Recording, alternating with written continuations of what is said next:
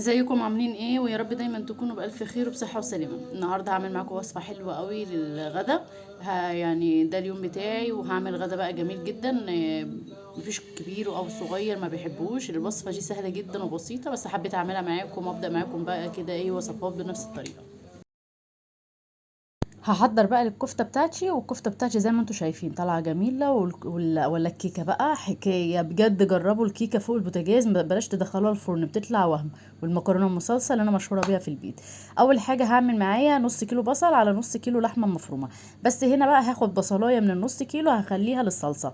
هقطعها واحطها في الكبه وهسيبها تتفرم فرم ناعم جدا، عشان عايزاها للكفته وعايزاها احطها للصلصه فتكون ناعمه ما تكونش معايا فيها حتت كده كبيره. هبدا انزل بالنص كيلو اللحمه المفرومه، عليها معلقه بيكنج باودر او كيك شيف، عليهم 3 معالق نشا. والنشا ده بيطري الكفته، بيخليها طريه كده وجوسي كده وجميله. معلقه شطه كده، معلقه فلفل اسود، معلقه بابريكا كبيره، وطبعا معلقه ملح كبيره كده او حسب ايه كميه اللحمه المفرومه. وكبابه صيني بقى وروزماري. الروزماري بيديها طعم حلو. طبعا عندك بقى خضره، هتحطي بقى ايه من كل حاجه حزمه كده صغيره. انا كنت مجففه معايا في الفريزر فبتنفعني الصراحه وبتسعف معايا الوقت جدا. طلعت كده كميه حلوه عشان احطها على الكفته. هبدا اضربها ضربه حلوه كمان في الخلاط كده مع بعضيها، اخليها كده تعمل مع بعضيها.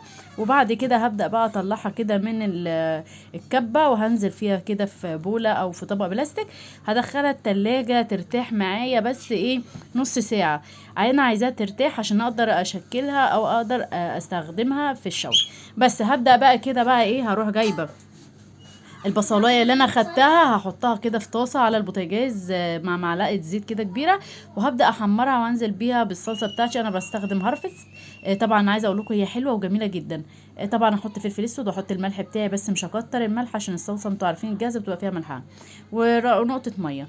هسيبها بقى على جنب بس لما تطلع مواد الحافظه. وهبدا انزل بقى ايه بالمكرونه بعد ما الميه غليت على النار. وهسوي المكرونه بتاعتي التسويه العاديه جدا. هبدا بقى اعمل برضو كيكه برضو جنب الاكل كده، حاجه كده تحليه بسيطه للاطفال. وكمان تبقى جميله كده جنب كوبايه الشاي. احط بيضتين وكوبايه لبن، نص كوبايه سمنه.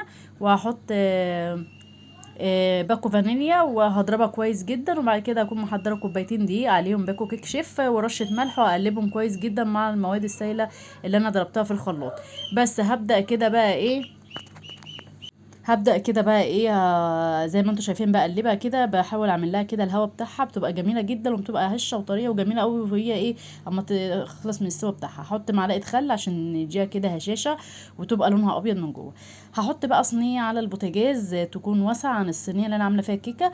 وهوطي النار كده اخليها وسط، يعني اعلى مما بتعملي بيها الرز. وهحط الكيكه واغطيها كويس جدا واسيبها لمده ساعه الا ربع على البوتاجاز واسيبها تستوي براحتها.